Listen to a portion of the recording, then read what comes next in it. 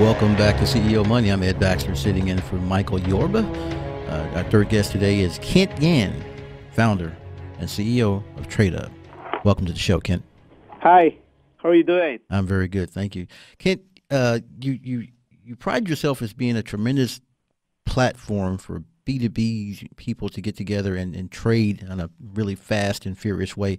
Kind of delve into that for us. Tell us about TraDove and how it came about, and what is your value proposition as far as a new platform is concerned? It's a very good question. My previous company, I've been helping U.S. companies like Anderson Windows, Anheuser-Busch, Constellation Brand Source Manufacturing from China.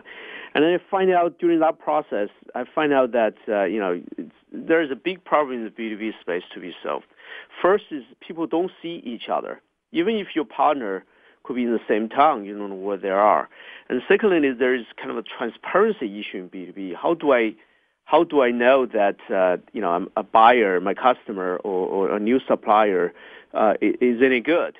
And then there's this trust problem in international trade. And how do you make sure that I get paid for the goods and delivery that I make? So I think we give up this idea.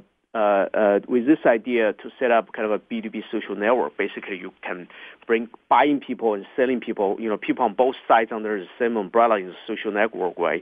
So you can find each other in a couple of clicks instead of weeks or months.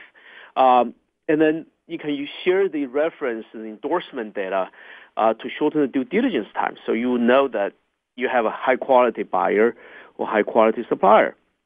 And then with this blockchain thing that we're developing, you just read my mind. Developing, you can solve the international trade trust problem in the international trade. Yeah.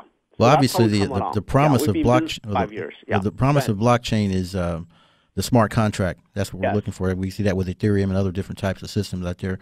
One of the things that it seems to be interesting about TraDove is that you're using blockchain and smart contracts to validate the existence of the buyers and the sellers. Talk to us about that.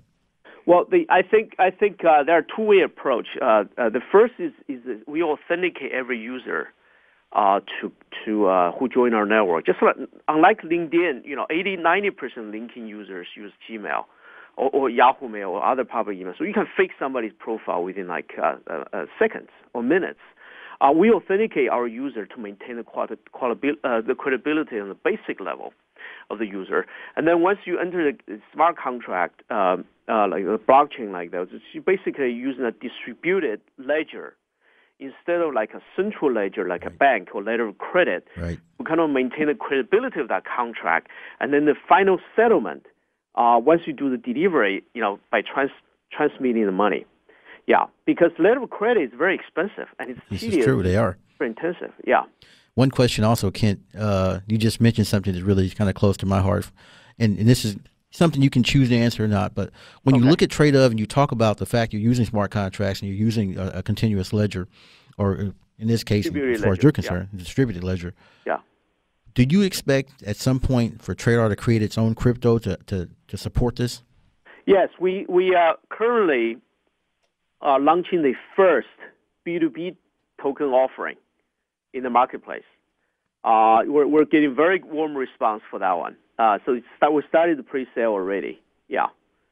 That's outstanding. That's outstanding. That's the one thing I wanted to hear as far as anything else was concerned, was the fact that when you think about how you transact business and what you're trying to do with business, and you've created an ecosystem that allows the transfer of business, the transfer of products, the authentication, and also the way for payment. Do you see yourself as groundbreaking when you do that? Yes. So what it does is the BB coin combined with our blockchain solution for international trade, not only solve the trust problem, but you also avoid the stress of dealing with local banks, especially in developing countries. Sending money in and out is not very easy in those countries. So that's a kind of a good, I would say, combination of solution of solving the payment problem when trading with less developed countries in the world. Yeah.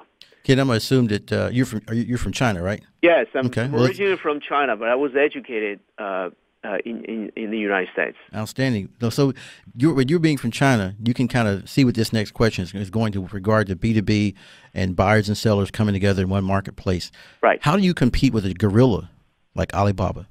Well, Alibaba is the past generation of B2B network. We call it B2B 1.0. So it's directory and marketplace. There are more kind of product service oriented. The key difference is that in the B2B 1.0 model like Alibaba, you as a salesperson, you passively wait for people to look for you. Let's say if you're a buyer, let's say Bearing, for example. You search Bearing, you find the company, you contact them. In the B2B 2.0 model, which we're leading, you can actively, as a salesperson, you can actively look for potential customers or potential buyers. So that's a game changer. And also, of course, Alibaba is more China-focused. They don't authenticate their users either. So the buyer credibility is low. We authenticate every user, including the buyer. So when they post something, they're needed. That's highly credible. I would say much more credible than Alibaba. We have about 30 seconds or so left here. Finish us up with the idea of using AI to drive that particular type of demand. I know I'm not giving it much time. Using AI to drive that and to use those for the smart contracts and putting those buyers together in a much more efficient fashion. Okay, AI basically, because we have business profile, people will specify what they buy, what they sell, and then they will specify in the search needs or their posted buying needs and selling needs. With those information, we can do big data and use algorithms to match them up. Let's say, for example, you post a buying needs. You wanna buy, let's say, Bearing. Based on your spec, you will match that with people's profile. Ken, I'll have to stop you right there. I'm sorry, we're out of time. We're going to talk again about this because I think this is an outstanding deal. But we want to bring you back. Is that okay? That's fine. Perfect. That's fine. That's Kent Yan, founder and CEO of TraDove.com. Thank you guys for listening today. I want to thank all of our sponsors, Lots of Yachts, Tycon Partners, and Infuse. Thank you, and we'll see you tomorrow with more great content.